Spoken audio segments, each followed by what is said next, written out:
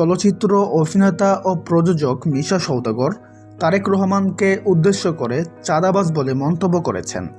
এক বক্তব্যে তিনি অভিযোগ করেন, রাজনৈতিক পরিচয় ও প্রভাবকে ব্যবহার করে দীর্ঘদিন ধরে চাঁদাবাজির মাধ্যমে অর্থ আদায় করা হচ্ছে এবং এই কার্যক্রমের সঙ্গে তারেক রহমান সরাসরি জড়িত বলে তিনি দাবি করেন।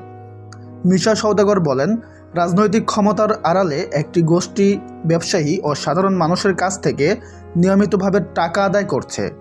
তার ভাষায়, এই চাঁদাবাজি রাষ্ট্রীয় কাঠামোকে দুর্বল করে দিচ্ছে এবং সাধারণ মানুষকে ভয় ও চাপের মধ্যে রাখা হচ্ছে।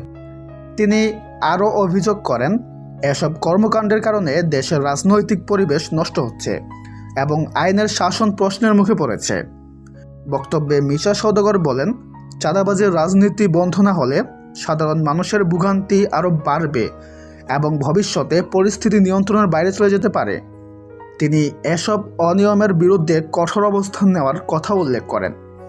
তো ভিউয়ার্স, অভিনেতা মিশা সওদাগরের কথায় কে একমত কমেন্টে জানাতে ভুলবেন না। সবাই ভালো থাকবেন। ধন্যবাদ।